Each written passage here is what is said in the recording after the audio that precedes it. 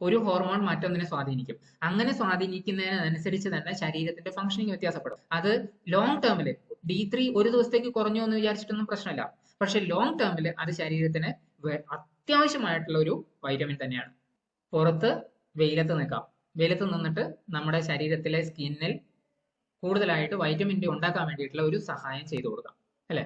അങ്ങനെയാണെങ്കിൽ ശരി, നമുക്ക് വൈറ്റമിൻ ഡി സപ്ലിമെന്റേഷൻ കഴിച്ചേക്കാന്ന് പറഞ്ഞു കഴിഞ്ഞാലോ? ഒരുപാട് വൈറ്റമിൻ ഡി സപ്ലിമെന്റേഷൻ കഴിച്ചുകൊണ്ട് പ്രത്യേകിച്ച് ഒരുപാട് ഗുണമില്ല.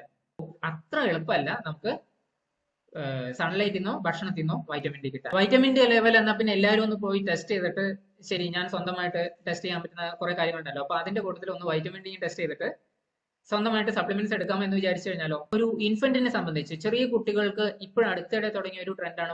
ഓൾറെഡി വൈറ്റമിൻ എ ഡ്രോപ്സ് ഒക്കെ കൊടുക്കുന്നത് ഉണ്ടായിരുന്നു. ബട്ട് അതിന്റെ കൂടെ തന്നെ ഇപ്പൊ റീസെന്റ് തുടങ്ങിയ മറ്റൊരു ട്രെൻഡാണ് വൈറ്റമിൻ ഡി ഡ്രോപ്സ് കൂടി കൊടുക്കുക എന്ന് പറയുന്നത്. സിംഗിൾ ഡോസ് നമ്മൾ കഴിച്ചു കഴിഞ്ഞാൽ സംഭവിക്കുന്നു, അല്ലെങ്കിൽ 50,000 IU ഒക്കെ നമ്മൾ സിംഗിൾ ഡോസ് ആയിട്ട് കഴിക്കുന്ന രീതിയുണ്ട്.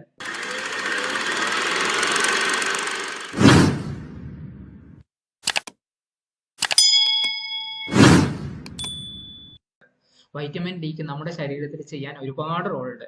മാറേണ്ട ചില ധാരണകൾ, നമുക്ക് മനസ്സിലാക്കേണ്ട ചില കാര്യങ്ങൾ, അത് മനസ്സിലാക്കി കഴിഞ്ഞാൽ അത് എങ്ങനെ ഉപയോഗിക്കാം എന്നുള്ളതിനെ പറ്റിയിട്ടൊക്കെ നമുക്ക് കുറച്ചുകൂടി വ്യക്തമായിട്ട് ഇന്ന് മനസ്സിലാക്കും.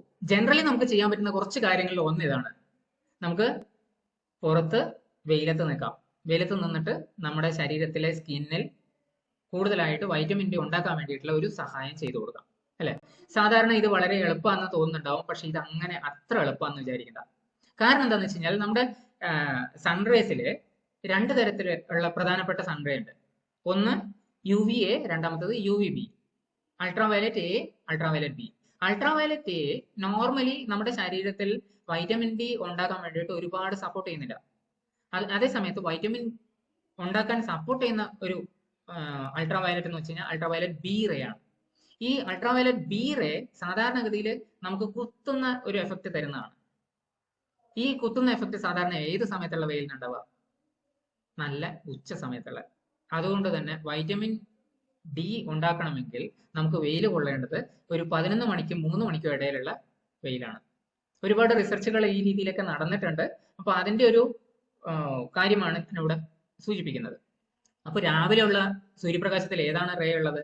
അൾട്രാവയലറ്റ് എ ആണ്. അതിനാണ് കൂടുതൽ ഡിസ്റ്റൻസ് കവർ ചെയ്യാൻ പറ്റുക. ഓക്കെ, അൾട്രാവയലറ്റ് സി ഉണ്ട്, പക്ഷെ അത് നോർമലി ഓസോൺ ലെയർ കൊണ്ടുപോകുന്നതുകൊണ്ട് നമുക്ക് അതിനെപ്പറ്റി ഒരുപാട് ബുദ്ധിമുട്ട് വരാറില്ല. ഇത് മാത്രമല്ല, നമ്മുടെ സ്കിൻ ഈവൻ അത് സൺലൈറ്റിൽ എക്സ്പോസ് ആണെങ്കിൽ പോലും അതിന്റെ കൂടെയുള്ള മറ്റു പല ബുദ്ധിമുട്ടുകളും ഉണ്ട്. എന്തൊക്കെയാ? ഒന്ന്, മെലാനിൻ എന്ന് പറയുന്ന കണ്ടന്റ്, അല്ലെങ്കിൽ നമ്മുടെ ശരീരത്തിന് കറുപ്പ് നിറം കൂടുതലാണെങ്കിൽ ഓട്ടോമാറ്റിക്കലി നമ്മുടെ ശരീരം വേണ്ട രീതിയിൽ വൈറ്റമിൻ ഡി ഉണ്ടാക്കുന്നുണ്ടാവില്ല. കാരണം ഒരു നാച്ചുറൽ സൺസ്ക്രീനിന്റെ എഫക്റ്റ് ആണ് ഈ ഒരു മെലാനിൻ ചെയ്യുന്നത്. സൺസ്ക്രീൻ ഉപയോഗിക്കുന്നവർക്കും അതുകൊണ്ട് തന്നെ വൈറ്റമിൻ ഡി വേണ്ടത്ര അളവിൽ ഉണ്ടാവില്ല. പിന്നെ വരുന്ന ഒന്നാണ് ഇതിന്റെ കൺവേർഷൻ. ശരിക്കും അവിടെ വൈറ്റമിൻ ഡി ഉണ്ടാക്കി കഴിഞ്ഞാൽ അത് ലിവറിലേക്ക് എത്തിയിട്ട് വൈറ്റമിൻ D3 ആണ് ഉണ്ടാക്കുക കേട്ടോ. വൈറ്റമിൻ D3 നമ്മുടെ ശരീരത്തിലെ ലിവറിൽ എത്തിയിട്ട് ലിവർ എന്നത് 25 OH ആയി അവിടെ നിന്ന് അത് കിഡ്നിയിൽ എത്തണം. കിഡ്നിയിലാണ് ആക്റ്റീവായിട്ട്, അല്ലെങ്കിൽ നേരത്തെ ഞാൻ പറഞ്ഞ ഒരു സാധനം ഇല്ലേ, ഹോർമോൺ, ആ ഹോർമോണിന്റെ എഫക്റ്റിലേക്ക് വൈറ്റമിൻ ഡി എത്തുന്നത് തീർച്ചയായിട്ടും അത് ബയോ ആക്റ്റീവ് ഫോം എന്ന് പറയും. അത് കിഡ്നിയിൽ വെച്ചാൽ.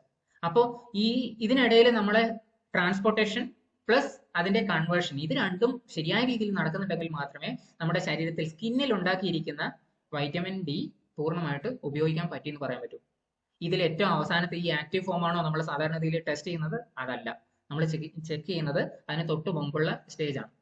OH എന്ന് പറയുന്നത് 25 ഹൈഡ്രോക്സി എന്നൊക്കെ പറഞ്ഞിട്ടുള്ള ആ ഒരു ഇതിലാണ് ചെക്ക് ചെയ്യുന്നത്. ശ്രദ്ധിച്ചിട്ടുണ്ടാവും.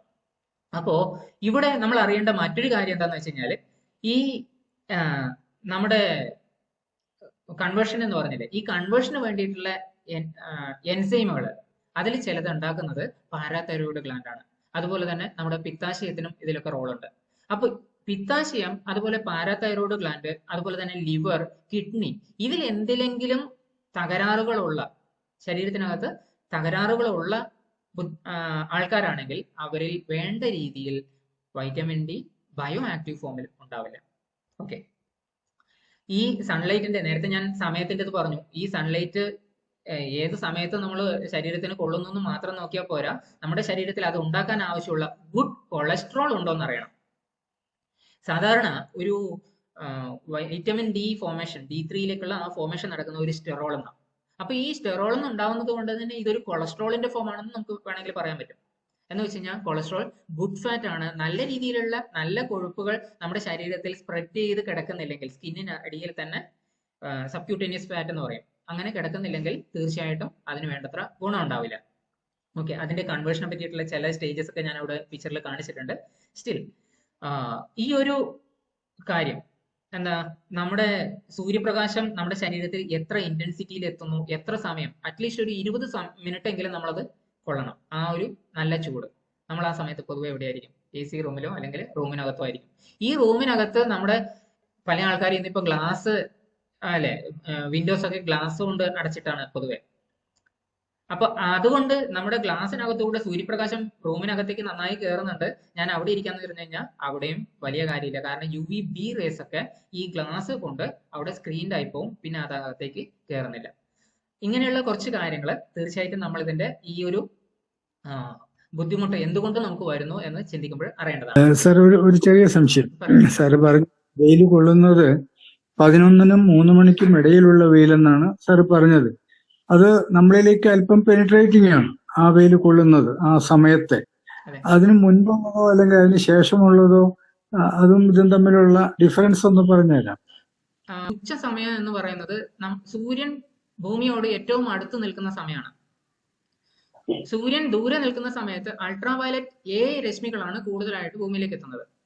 പക്ഷെ അൾട്രാവയലറ്റ് Aക്ക് സൺലൈറ്റിന്റെ സഹായത്തിൽ നമ്മുടെ ശരീരത്തിൽ വൈറ്റമിൻ D ഉണ്ടാക്കാൻ വേണ്ടിയിട്ടുള്ള കഴിവില്ല. അതിനെ ഹെൽപ്പ് ചെയ്യുന്നത് അൾട്രാവയലറ്റ് B രശ്മികളാണ്. B രശ്മികൾ നമ്മുടെ ഭൂമിയിലേക്ക് എത്തണമെങ്കിൽ അത് സൂര്യൻ നമ്മുടെ ഭൂമിയായിട്ട് അടുത്ത് നിൽക്കുന്ന സമയത്തേ ആവുള്ളൂ. അതാണ് അവിടെയുള്ള വ്യത്യാസം. സോ ആ ഒരു കുത്തുന്ന ചൂട് നമുക്ക് എപ്പോഴും അനുഭവപ്പെടുന്നു എന്നുള്ളതാണ്. കൃത്യമായിട്ട് ഈ 11 മണി 3 മണിയും ഒരു കണക്കല്ല. ഞാൻ ആ സമയത്ത് വരുള്ളൂ എന്ന് പറയുന്നതല്ല. അതേ സമയത്ത് 10 മണിക്കോ ചില ഏരിയയിൽ ചിലപ്പോൾ 10 മണിക്ക് തന്നെ ആ ഒരു കുത്തൽ അനുഭവപ്പെടാം. നമുക്ക് ശരിക്കും പിഞ്ചിങ് ആയിട്ടുള്ള ഒരു എഫക്റ്റ് കിട്ടും. ആ ഒരു സമയത്ത് ഒരു 20 മിനിറ്റ്സ് അല്ലെങ്കിൽ 20 to 30 മിനിറ്റ്സ് നമുക്ക് മതിയാവും. Okay sir, thank you. എന്റെ ഡൗട്ട് അങ്ങനെ നിൽക്കുകയായിരുന്നു കഴിഞ്ഞ ക്ലാസിന്റെ തുടക്കം. Okay, thank you. അതുപോലെ തന്നെ അങ്ങനെയാണെങ്കിൽ ശരി, നമുക്ക് വൈറ്റമിൻ ഡി സപ്ലിമെന്റേഷൻ കഴിച്ചേക്കാന്ന് പറഞ്ഞു കഴിഞ്ഞാലോ? ഒരുപാട് വൈറ്റമിൻ ഡി സപ്ലിമെന്റേഷൻ കഴിച്ചുകൊണ്ട് പ്രത്യേകിച്ച് ഒരുപാട് ഗുണമില്ല. അങ്ങനെ മോർ ഈസ് ബെറ്റർ എന്ന് പറയുന്ന ഒരു ഐഡിയ പൊതുവെ തെറ്റാണ്. റീസൺ എന്താണെന്ന് വെച്ച് കഴിഞ്ഞാൽ വൈറ്റമിൻ ഡി ഒരു ഫാറ്റ് സോലുബിൾ വിറ്റമിൻ ആണ്. ഫാറ്റ് സോലുബിൾ വൈറ്റമിൻസ് പൊതുവെ ഫാറ്റിൽ സ്റ്റോർ ചെയ്യപ്പെടും. അപ്പൊ നമുക്ക് ആവശ്യമുള്ള അളവിന് മാത്രമേ നമ്മൾ കഴിക്കേണ്ടതുള്ളൂ. ശരിയാണ്, നമ്മൾ കഴിക്കുന്നതിനനുസരിച്ച് നമ്മുടെ ശരീരത്തിൽ അത് സ്റ്റോർ ചെയ്യാൻ വേണ്ടിയിട്ടോ അല്ലെങ്കിൽ ഈവൻ അബ്സോർപ്ഷന് വേണ്ടിയിട്ടോ ഹെൽപ്പ് ചെയ്യുന്നുണ്ടാവും. എന്നാൽ അത് നമ്മുടെ അബ്സോർപ്ഷൻ എത്രത്തോളം നടക്കുന്നുണ്ട് എന്നുള്ളതിനെ അനുസരിച്ചിട്ടുണ്ടാവും. നേരത്തെ ഞാൻ പറഞ്ഞില്ലേ, കുടലിലെ ക്യാൻസറിന് വേണ്ടിയിട്ടും വൈറ്റമിൻ ഡി ഉപയോഗിക്കാം. അതുപോലെ തന്നെ നമ്മുടെ ഗട്ട് ഹെൽത്തുമായിട്ട് ബന്ധപ്പെട്ടിട്ട് കുടലിലെ മൈക്രോബയോമിന്റെ ആരോഗ്യവുമായിട്ട് ബന്ധപ്പെട്ടിട്ട് വൈറ്റമിൻ ഡിക്ക് റോൾ ഉണ്ട്.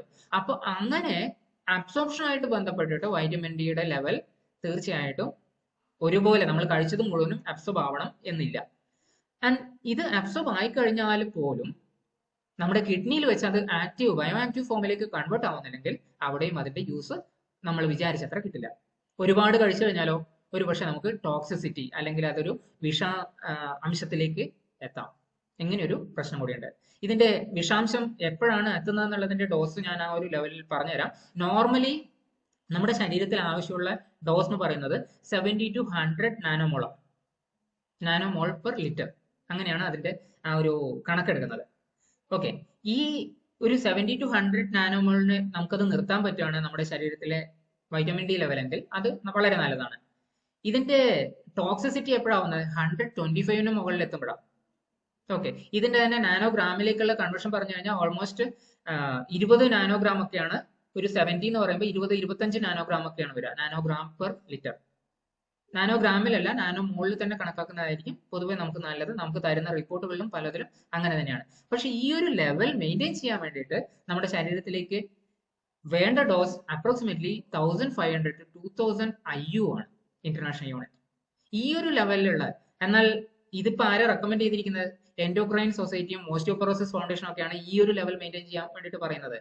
RDA എന്ന് പറയുന്നത് ഇപ്പോഴും പഴയ 400 to 800 IU തന്നെ നിൽക്കുകയാണ്. പക്ഷെ ആ 400 to 800 IU ഇന്ന് നമ്മുടെ ശരീരത്തിന് വേണ്ട ആരോഗ്യത്തിൽ നിലനിർത്താൻ വേണ്ടിയിട്ട് കഴിയുന്നില്ല എന്നുള്ളതാണ് സത്യം. അതുകൊണ്ട് തന്നെയാണ് ഓസ്റ്റിയോപൊറോസിസ് ഫൗണ്ടേഷനും അതുപോലെ തന്നെ എൻഡോക്രൈൻ സൊസൈറ്റി ഒക്കെ ഈ ഒരു ലെവൽ വേണമെന്ന് റെക്കമെൻഡ് ചെയ്യുന്നത്. എൻഡോക്രൈൻ സൊസൈറ്റി തൈറോയിഡുമായിട്ട് ബന്ധപ്പെട്ടിട്ടുള്ള ഫംഗ്ഷൻസിലൊക്കെ ഇതിനെപ്പറ്റി വളരെ ഡീറ്റെയിൽ ആയിട്ട് പറയുന്നുണ്ട്. ഓക്കെ, അങ്ങനെയാണെങ്കിൽ നമുക്ക് ഫുഡ് സോഴ്സ് ഒന്നും സൺലൈറ്റ് ഒന്നും മാത്രം ഇതെടുത്താൽ പോരെ? നോർമലി എക്സലന്റ് ആയിട്ടുള്ള ഫുഡ് സോഴ്സസ് ഒരുപാടുണ്ട്. ഈ എക്സലന്റ് ആയിട്ടുള്ള ഫുഡ് സോഴ്സസ് നമുക്ക് ഈവൻ പല നോൺ വെജ് സോഴ്സും ആണെന്നുള്ളത് ഒപ്പം തന്നെ പറയാം. അതുകൊണ്ട് തന്നെ നോർമലി വെജിറ്റേറിയൻസിന് ഇത് കിട്ടാൻ കുറച്ച് ബുദ്ധിമുട്ടാണ്. വെജിറ്റേറിയൻ സോഴ്സിൽ സാധാരണഗതിയിൽ 2 തരത്തിലുള്ള വൈറ്റമിൻ ഡി വരുന്നുണ്ട്. ഈ 2 തരത്തിലുള്ളതിൽ വെജിറ്റേറിയൻ സോഴ്സിൽ D2 മാത്രമാണ് വരിക. D3 വരുന്നത് കുറവാണ്. D3 ആണ് ശരീരത്തിലേക്ക് കൂടുതൽ അബ്സോർബ് ചെയ്യാനും അതുപോലെ തന്നെ അത് അതിന്റെ ഫംഗ്ഷനിലേക്ക് എത്താനും ആക്റ്റീവ് ഫോമിലേക്ക് എത്താനും എളുപ്പം. ഓക്കെ, അതുകൊണ്ട് നോൺ വെജ് സോഴ്സ് നിന്ന് കഴിക്കുന്നതാണെങ്കിൽ പോലും നമുക്ക് ഒരു ദിവസത്തേക്ക് ആവശ്യമുള്ളത് അപ്രോക്സിമേറ്റ്ലി എത്രയാണെന്ന് അറിയും? ഈ 2000 ഇന്റർനാഷണൽ യൂണിറ്റ് എന്നൊക്കെ പറഞ്ഞു കഴിഞ്ഞാൽ അപ്രോക്സിമേറ്റ്ലി 60 മുട്ടയിൽ നിന്നുള്ള ഹോൾ എഗ് ആണ് കേട്ടോ. മഞ്ഞയും വെള്ളയും കൂടിയ ആ മുട്ടയിൽ നിന്നുള്ള ഒരു അളവാണ് നമ്മുടെ ശരീരത്തിൽ ഒരു ദിവസത്തേക്ക് ആവശ്യം എന്ന് എൻഡോക്രൈൻ സൊസൈറ്റി പറയുന്നത്. ജസ്റ്റ് ഒന്ന് ചിന്തിച്ചു നോക്ക്, നമ്മൾ കഴിക്കുന്ന ഭക്ഷണം എത്ര ഉണ്ടാവും. പിന്നെ വരുന്ന ഒരു കാര്യമാണ് ഫോർട്ടിഫിക്കേഷൻ എന്ന് പറയുന്നത്. ഫോർട്ടിഫിക്കേഷൻ എന്ന് വെച്ച് കഴിഞ്ഞാൽ പല സാധനങ്ങളും നമുക്കിപ്പോൾ അരിയിൽ ഫോർട്ടിഫിക്കേഷൻ നടക്കുന്നതുകൊണ്ടാണ് റേഷൻ അരിയിലൊക്കെ പല ഇൻഗ്രീഡിയൻസ് നമുക്ക് കാണുന്നത്. പത്രത്തിൽ അങ്ങനെ ഒരു റിപ്പോർട്ടൊക്കെ വന്നിട്ടുണ്ടായിരുന്നു. ജസ്റ്റ് തിങ്ക്, നമ്മുടെ ഈ ഫോർട്ടിഫിക്കേഷൻ ചെയ്ത പാൽ അല്ലെങ്കിൽ വെണ്ണ പോലെയുള്ള സാധനങ്ങളിൽ ആ ഫോർട്ടിഫിക്കേഷൻ പലതരത്തിലുള്ള കെമിക്കൽ ചേഞ്ചസും വരുത്തുന്നുണ്ട് ഒന്നിച്ച് തന്നെ. ആൻഡ് നോർമലി അത് D2 ഫോമിലുള്ളതുമാണ്. അപ്പൊ അത് ശരീരത്തിൽ അബ്സോർബ് ചെയ്യണം. അതിനുശേഷം അതിന്റെ പല സ്റ്റേജസും ഉണ്ട്. അത് D2 എന്നുള്ളത് D3യിലേക്ക് കൺവേർട്ട് ആവണം. ഇതിനൊക്കെ മറ്റു പല ന്യൂട്രിയൻസും അതിനെ അസിസ്റ്റ് ചെയ്യണം. അപ്പോൾ മാത്രമാണ്, സഹായിച്ചു കഴിഞ്ഞാൽ മാത്രമാണ് ആ കൺവേർഷൻ ഒക്കെ നടക്കുകയും ചെയ്യുക. സോ അത് അത്ര എളുപ്പമല്ല. സൺലൈറ്റിനെ പറ്റി ഞാൻ കുറച്ച് നേരത്തെ സംസാരിച്ചു. സോ നാച്ചുറലി നമുക്ക് അങ്ങനെ ഒരു സൺലൈറ്റ് കിട്ടും എന്ന് ഉറപ്പുണ്ടെങ്കിൽ, 20 മിനിറ്റ് ഞാൻ വെയിൽ കൊള്ളുന്ന ഉറപ്പുണ്ടെങ്കിൽ തീർച്ചയായിട്ടും അത് മതിയാവും. പ്രൊവൈഡഡ് നിങ്ങൾ ഗുഡ് ഫാറ്റ് കഴിക്കുന്നുണ്ടെങ്കിൽ, കൊളസ്ട്രോൾ നല്ലത് ശരീരത്തിൽ ചെല്ലുന്നുണ്ടെങ്കിൽ, കൊളസ്ട്രോളിന്റെ അളവും അതിൽ, അല്ലെങ്കിൽ omega-3 ഫാറ്റി ആസിഡ്സിന്റെ അളവും അതിൽ വളരെ ഇമ്പോർട്ടന്റ് ആണ്. സോ അത്ര എളുപ്പമല്ല നമുക്ക് സൺലൈറ്റിൽ നിന്നോ ഭക്ഷണത്തിൽ നിന്നോ വൈറ്റമിൻ ഡി കിട്ടാൻ. അതുകൊണ്ട് തന്നെ 4 പേരെടുത്തു കഴിഞ്ഞാൽ 3 പേരും ഇന്ത്യയിൽ വൈറ്റമിൻ ഡി ഡെഫിഷ്യൻസി ഉള്ള ആൾക്കാരാണ്. ഓൾമോസ്റ്റ് 75% ആൾക്കാർ. ഇവിടെ ഇരിക്കുന്നവരിൽ എത്ര പേരിൽ ഈ 75-ൽ പെടുന്നില്ല? ഞാൻ 25-ൽ എന്റെ വൈറ്റമിൻ ഡി ലെവൽ നോർമൽ ആണ് എന്ന് ഉറപ്പുണ്ട്? ഡൗട്ട്ഫുൾ ആണ് അല്ലെ? എനിവേ, അതിന്റെ ഒന്നിച്ച് തന്നെ ഒരു കാര്യം കൂടി പറയാം. വൈറ്റമിൻ ഡി വളരെ കൂടുതലായിട്ട് ഹെൽപ്പ് ചെയ്യുന്നതാണ് കാൽസ്യം അബ്സോർപ്ഷന് വേണ്ടിയിട്ട്. 2-ൽ ഒരാൾക്ക് കാൽസ്യം ഡെഫിഷ്യന്റ് ആണ്. Okay, so vitamin D level എന്നാൽ പിന്നെ എല്ലാവരും ഒന്ന് പോയി ടെസ്റ്റ് ചെയ്തിട്ട്, ശരി ഞാൻ സ്വന്തമായിട്ട് ടെസ്റ്റ് ചെയ്യാൻ പറ്റുന്ന കുറെ കാര്യങ്ങളുണ്ടല്ലോ, അപ്പൊ അതിന്റെ കൂട്ടത്തിൽ ഒന്ന് വൈറ്റമിൻ ഡി ടെസ്റ്റ് ചെയ്തിട്ട് സ്വന്തമായിട്ട് സപ്ലിമെന്റ്സ് എടുക്കാമെന്ന് വിചാരിച്ചു കഴിഞ്ഞാലോ? ആക്ച്വൽ അതിന്റെ ആവശ്യമില്ല. എല്ലാവരും അങ്ങനെ കോമൺലി പോയി ടെസ്റ്റ് ചെയ്യേണ്ട ആവശ്യമൊന്നുമില്ല. And it is costly. 1000 രൂപയുടെ അടുത്ത് വരുന്നുണ്ട്. സോ അതിന് പകരം നമുക്ക് ചെയ്യാൻ പറ്റുന്ന, ഇത് ആർക്കൊക്കെ എടുക്കാം എന്ന് നോക്കിക്കഴിഞ്ഞാൽ, ഒരു പക്ഷേ ഗട്ട് ഇഷ്യൂ ഉള്ള ആൾക്കാർ, അല്ലെങ്കിൽ ബോൺ ഹെൽത്തുമായിട്ട് ബന്ധപ്പെട്ടിട്ട്, എല്ലുകളുടെ ആരോഗ്യമായിട്ട് ബന്ധപ്പെട്ടിട്ട് ബുദ്ധിമുട്ടുള്ള ആൾക്കാരൊക്കെ തീർച്ചയായിട്ടും വൈറ്റമിൻ ഡി എടുക്കാം. ഈവൻ ഒബിസിറ്റി ആയിട്ട് ബന്ധപ്പെട്ടിട്ടുള്ള ആൾക്കാരിലും ഇത് എടുക്കുന്നത് ഒരു പക്ഷേ ഗുണം ചെയ്യും. ഓക്കെ, ആൻഡ് ഒപ്പം നമ്മൾ ഓൾറെഡി നല്ല അളവിലുള്ള വൈറ്റമിൻ ഡി എടുക്കുന്നുണ്ട് എന്ന് ഉറപ്പുണ്ടെങ്കിലും ഈ ഒരു ടെസ്റ്റിന് പോകേണ്ട ആവശ്യമില്ല. ഓക്കെ, നോർമലി ഉള്ള ലെവൽ ഞാൻ നേരത്തെ സൂചിപ്പിച്ചിട്ടുണ്ടായിരുന്നു. ഒരു 70 to 100 നാനോമോൾ ആണ് നമുക്ക് ആവശ്യമെന്ന്. സ്റ്റിൽ ഒരു ഹെൽത്തി ആയിട്ടുള്ള ഒരാളെ സംബന്ധിച്ച് നമുക്ക് ഒരു 40 to 60 നാനോഗ്രാം അല്ലെങ്കിൽ ആ ഒരു രീതിയിലൊക്കെ മെയിൻറ്റെയിൻ ചെയ്ത് കഴിഞ്ഞാൽ ഇത് വളരെ എഫക്റ്റീവ് ആയിട്ട് കിട്ടും. വൈറ്റമിൻ D3 ലെവൽ നേരത്തെ ഞാൻ പറഞ്ഞ ആ ഒരു 60,000 IU ഒക്കെ എടുക്കുന്ന ആൾക്കാരുണ്ട് വീക്ക്ലി ഡോസ്. ഈ വീക്ക്ലി ഡോസ് എടുക്കുന്നതുകൊണ്ട് ഒരുപാട് ഗുണം പൊതുവെ ഉണ്ടാവാറില്ല. അതിന്റെ റീസൺ ഞാൻ പറഞ്ഞുതരാം, അടുത്ത സ്ലൈഡിൽ പറഞ്ഞുതരാം. ഓക്കെ, കാരണം പല ആൾക്കാരും പറയാറുണ്ട്, ഞാൻ ഇതൊക്കെ കഴിച്ചിട്ട് ഇതിന് ശേഷം എന്തുകൊണ്ടാണ് എനിക്കിത് ശരിയാവാത്തത്? ആക്ച്വലി നമ്മുടെ ശരീരത്തിൽ വൈറ്റമിൻ ഡി എന്ന് പറയുന്നത് ആ ഒരു ഹോർമോണിന്റെ ഫംഗ്ഷനിലേക്കും ഈവൻ നമ്മൾ കഴിച്ച വൈറ്റമിന്റെ ഫംഗ്ഷനിലേക്കും ഒക്കെ പൂർണ്ണമായിട്ടും എത്തണമെങ്കിൽ ശരീരത്തിനകത്ത് അതൊരു മെയിൻ്റനൻസ് ലെവലിൽ കണ്ടിന്യൂ ചെയ്യണം. അപ്പൊ അസുഖമുള്ള ഒരാളാണെങ്കിൽ മേ ബി ഒരു 5,000 to 6,000 IU international unit maintenance ലെവലിന് വേണ്ടിയിട്ട് കണ്ടിന്യൂസ് ആയിട്ട് കഴിച്ചുകൊണ്ടിരിക്കുന്നതായിരിക്കും ബെറ്റർ ഉണ്ടാവുക. നോർമലി നമ്മുടെ ഒരു ഇൻഫന്റിനെ സംബന്ധിച്ച് ചെറിയ കുട്ടികൾക്ക് ഇപ്പോൾ അടുത്തിടെ തുടങ്ങിയ ഒരു ട്രെൻഡാണ് ഓൾറെഡി വൈറ്റമിൻ എ ഡ്രോപ്സ് ഒക്കെ കൊടുക്കുന്നത് ഉണ്ടായിരുന്നു. ബട്ട് അതിന്റെ കൂടെ തന്നെ ഇപ്പൊ റീസെന്റ് തുടങ്ങിയ മറ്റൊരു ട്രെൻഡാണ് വൈറ്റമിൻ ഡി ഡ്രോപ്സ് കൂടി കൊടുക്കുക എന്ന് പറയുന്നത്. പക്ഷെ vitamin D drops breast fed ആയിട്ടുള്ള മുലപ്പാൽ കുടിക്കുന്ന ഒരു കുഞ്ഞിനെ സംബന്ധിച്ച് അങ്ങനെ ഒന്നിന്റെ ആവശ്യമില്ല. കാരണം ഓൾറെഡി അത് ഷുഗർ വളരെ കൂടുതലായിട്ടുള്ള ഒരു രീതിയാണ്. അതിന് പകരം ഒരു കുട്ടിക്ക് നോർമലി കിട്ടുന്ന ബ്രസ്റ്റ് മിൽക്കിലത്തെ IU എത്ര ഇന്റർനാഷണൽ യൂണിറ്റാ കിട്ടുന്നത് ചോദിച്ചാൽ മേ ബി ഒരു 50 IU ഉണ്ടാവുള്ളൂ. എന്നാൽ അത് ബ്രസ്റ്റ് മിൽക്കിന്റെ അപര്യാപ്തതയല്ല, ആ ഫീഡ് ചെയ്യുന്ന അമ്മയുടെ ശരീരത്തിലത്തെ അളവ് കുറവായതുകൊണ്ടാണ്. അപ്പൊ അവിടെ ഒരു അമ്മ ഒരു 6400 IU പെർ ഡേ ഒക്കെ സേഫ് ആയിട്ട് കഴിക്കാം. അത് ആ കുഞ്ഞിലേക്ക് എത്തുന്നുണ്ടാവും. 400 ഇന്റർനാഷണൽ യൂണിറ്റ് വരെയൊക്കെ നോർമൽ ആയിട്ട് തന്നെ എത്തുന്നുണ്ടാവും. ഓക്കെ, സോ എങ്ങനെ ഈ സിംഗിൾ ഡോസ് നമ്മൾ കഴിച്ചു കഴിഞ്ഞാൽ സംഭവിക്കുന്നു, അല്ലെങ്കിൽ 50,000 IU ഒക്കെ നമ്മൾ സിംഗിൾ ഡോസ് ആയിട്ട് കഴിക്കുന്ന രീതിയുണ്ട്. അങ്ങനെയുള്ള സമയത്ത് നോർമലി സജസ്റ്റ് ചെയ്യാറുള്ളത് വൈറ്റമിൻ D2 ആണ്. വൈറ്റമിൻ D2 എന്തുകൊണ്ടാണ് സജസ്റ്റ് ചെയ്യുന്നതെന്ന് വെച്ച് കഴിഞ്ഞാൽ കിഡ്നി പേഷ്യൻസിനും അത് സേഫ് ആയിട്ട് കഴിക്കാം. എന്താ കാരണം? വൈറ്റമിൻ D2വിൽ നിന്ന് ആക്റ്റീവ് ആയിട്ടുള്ള വൈറ്റമിൻ D3യിലേക്ക് എത്താൻ വേണ്ടിയിട്ട് വളരെ സമയം എടുക്കുന്നുണ്ട്. അതിനകത്ത് 7ഓളം സ്റ്റേജുകൾ വരുന്നുണ്ട്. അപ്പൊ കിഡ്നിക്ക് ഒരുപാട് ലോഡ് ഇല്ലാതെ തന്നെ നമുക്ക് വൈറ്റമിൻ D2 കഴിക്കാന്നാണ് അവിടെ ഉദ്ദേശിക്കുന്നത്. കിഡ്നി പേഷ്യന്റ് ആണെങ്കിൽ പോലും കഴിക്കാം. പക്ഷേ നമ്മൾ കഴിച്ചു എന്നുള്ള ഒരു മനസമാധാനം അല്ലാതെ അവിടെ വേറെ എന്തെങ്കിലും കിട്ടുമോ? ശരീരത്തിന് വേണ്ടത്ര കിട്ടിയിട്ടില്ലല്ലോ. അവിടെ നോർമലി എർഗോ കാൽസിഫെറോൾ എന്നാണ് പൊതുവെ വൈറ്റമിൻ D2വിനെ പറയുന്നതെങ്കിൽ കോളി കാൽസിഫെറോൾ എന്ന് പറയുന്നതാണ് D3 ഫോർമുല. അപ്പൊ ഈ D3 ഉണ്ടാക്കുന്നത് എല്ലാ ജീവനുള്ള ശരീരങ്ങളും ഉണ്ടാക്കും. ഓക്കെ, അതുകൊണ്ടാണ് നോൺ വെജ് സോഴ്സിൽ D3 ഉണ്ടാവുന്നത്. D2 ഉണ്ടാക്കുന്നത് പ്ലാന്റ് സോഴ്സ് എന്നാണ്. പ്ലാന്റ് കൊളസ്ട്രോൾ, പ്ലാന്റ് സ്റ്റെറോളിൽ നിന്നാണ് D2 ഉണ്ടാവുന്നത്. ഓക്കെ, ആ ഒരു കൺവേർഷൻ പൂർണ്ണമായി നടന്നിട്ട് നമ്മുടെ ശരീരത്തിൽ സ്റ്റോർ ചെയ്യുന്ന സമയത്തും ഈ ആനിമൽസിൽ നമ്മൾ ഇപ്പൊ കഴിക്കുന്ന മീനോ അല്ലെങ്കിൽ ചിക്കനോ ഒക്കെ ആണെങ്കിൽ അതിനകത്ത് ഇത് സ്റ്റോർ ചെയ്തിട്ടുണ്ടാവും. ഈ സ്റ്റോർ ചെയ്യുന്ന വൈറ്റമിൻ D3യെ ശരീരം വേണ്ട രീതിയിൽ ഉപയോഗിച്ച് തുടങ്ങിയിട്ടുണ്ടെങ്കിൽ അത് വളരെ നല്ലതാണ്. ഇവിടെ നോർമലി ഉള്ള ഒരു കാര്യം എന്താണെന്ന് വെച്ച് കഴിഞ്ഞാൽ ചില ആടുകൾ ഇത് വടക്കേ അമേരിക്കയിലൊക്കെ പൊതുവെ കൂടുതൽ കാണുന്നതാണ്. ഈ ആട്ടിന്റെ രോമത്തിൽ ലിനോലിൻ എന്ന് പറയുന്ന ഒരു സബ്സ്റ്റൻസ് ഉണ്ട്. അതിനകത്ത് D3 ഉണ്ട്. അതുപോലെ തന്നെ വെജിറ്റേറിയൻ സോഴ്സ് എന്ന് പറയാൻ പറ്റുന്ന ഒരേ ഒരു സാധനമുള്ളൂ, അത് ഒരു തരത്തിലുള്ള ലിച്ചൻസ് ആണ്. ലിച്ചൻ എന്ന് പറഞ്ഞു കഴിഞ്ഞാൽ ഫംഗസും ആൽഗയും കൂടിയിട്ടുള്ള ഒരു കോമ്പിനേഷൻ ആണ്. അപ്പൊ അതിൽ ആൽഗ പ്രൊഡ്യൂസ് ചെയ്യുന്നതാണ് D3. D2 ഉണ്ടാക്കും ആൽഗ, പക്ഷെ അത് D3യിലേക്ക് കൺവേർട്ട് ചെയ്യും ഫംഗസ്. അപ്പൊ അങ്ങനെയുള്ളൊരു കോമ്പിനേഷൻ ആണ് ശരിക്കും പറഞ്ഞു കഴിഞ്ഞാൽ ലിച്ചൻ എന്ന് പറയുന്നത്. ഈ ലിച്ചനും ഉണ്ടാക്കുന്നത് നമ്മുടെ ശരീരത്തിന് വെജിറ്റേറിയൻ സോഴ്സ് ആയിട്ടുള്ള D3 ആണ്. ബാക്കിയൊക്കെ ഉണ്ടാക്കുന്ന D2 ആണ്. അപ്പൊ ഈ D2 ഹെവി ഡോസിൽ നമ്മൾ കഴിച്ചു എന്ന് വെച്ച് കഴിഞ്ഞാൽ മനസമാധാനം കിട്ടും, പക്ഷെ അത് ശരീരത്തിന് വേണ്ടത്ര ഗുണം ചെയ്യണം എന്നില്ല.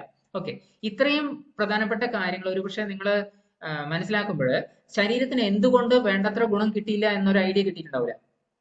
ഓക്കെ, നമ്മുടെ ശരീരത്തിലെ പല ഗ്ലാൻസും അതുപോലെ തന്നെ പല അവയവങ്ങളും ഒരു കോർഡിനേഷനിൽ വർക്ക് ചെയ്യുമ്പോഴാണ് ആക്ച്വലി എല്ലാ ഹോർമോണുകളും ശരിയായിട്ട് വർക്ക് ചെയ്യുക.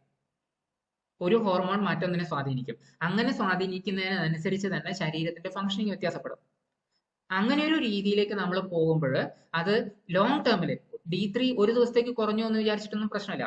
പക്ഷെ ലോങ് ടേമിൽ അത് ശരീരത്തിന് അത്യാവശ്യമായിട്ടുള്ള ഒരു വൈറ്റമിൻ തന്നെയാണ്. അത് മനസ്സിലാക്കുക. അതിനനുസരിച്ച് വേണ്ട അളവിലുള്ള മേ ബി ഒരു 1500 to 2000, പ്രത്യേകിച്ച് ലേഡീസ് അല്ലെങ്കിൽ വിമൻ ഹെൽത്തിനെ സംബന്ധിച്ച് പറയുകയാണെങ്കിൽ അവരിൽ കാൽസ്യം ലോസ് ഒക്കെ കൂടി വരുന്ന ഒരു സമയമുണ്ടല്ലോ, മെൻസ്ട്രേഷൻ ഉള്ള സമയം. ആ ഒരു സമയത്തൊക്കെ തീർച്ചയായിട്ടും അവരിൽ വൈറ്റമിൻ D ലെവൽ മെയിൻറ്റെയിൻ ചെയ്യേണ്ടത് വളരെ അത്യാവശ്യമാണ്. അതുപോലെ തന്നെ പ്രോസ്റ്റേറ്റ് ക്യാൻസർ ആർക്കാണ്? മെൻസിനാണ്. അതും നോർമലി കാണപ്പെടുന്നത് ഒരു 45 അല്ലെങ്കിൽ അതിന് മുകളിലേക്കുള്ള പ്രായം വരുമ്പോഴല്ലേ. അപ്പൊ ആ സമയം മുതൽ തന്നെ D ലെവൽ നമ്മുടെ ശരീരത്തിൽ മെയിൻറ്റെയിൻ ചെയ്ത് കൊണ്ടുപോകേണ്ടത് അത്യാവശ്യമാണ്. ഒരു കാര്യം മനസ്സിലാക്കാനുള്ളത് എന്താന്ന് വെച്ച് കഴിഞ്ഞാൽ നമ്മുടെ ശരീരത്തിൽ വൈറ്റമിൻ D ടെസ്റ്റ് ചെയ്തു എന്ന് വിചാരിച്ചിട്ടും ഈ 25 OH നമ്മുടെ ശരീരത്തിൽ വേണ്ടത്ര അളവിലുണ്ട് എന്ന് എന്ന് വെച്ച് കഴിഞ്ഞാൽ പല റിപ്പോർട്ടുകളും പല രീതിയിലാണ് കാണിക്കുന്നത്. പലരും പറയുന്നത് ഇതൊരു 30 മുകളിലൊക്കെ 30 നാനോമോളിന് മുകളിലൊക്കെ ഉണ്ടെങ്കിൽ അത് വേണ്ടത്ര അളവിലായി എന്നാണ്. പക്ഷെ ആ ഒരു ലെവൽ പോലും ആക്റ്റീവ് ഫോമിലേക്ക് കൺവേർട്ട് ചെയ്യപ്പെടണം എന്നില്ല. പ്ലസ് ശരീരത്തിനൊരു ഹെൽത്ത് കണ്ടീഷൻ, ഓൾറെഡി എന്തെങ്കിലും ഒരു ബാഡ് ഹെൽത്ത് ആയിട്ടുള്ള കണ്ടീഷൻ ഉണ്ടെങ്കിൽ അവിടെ നമുക്ക് ആവശ്യമുള്ള വൈറ്റമിൻ ഡിയുടെ അളവ് കൂടുതലായിരിക്കും. ആ സമയത്ത് നമ്മൾ മെയിൻറ്റെയിൻ ചെയ്യേണ്ട, പ്രത്യേകിച്ച് തൈറോയ്ഡ് കേസിലൊക്കെ നമ്മൾ മെയിൻറ്റെയിൻ ചെയ്യേണ്ട അളവ് എന്ന് പറയുന്നത് ഒരു 50 to 70 നാനോമോളെങ്കിലും ഉണ്ടാവും minimum. Okay, so thank you.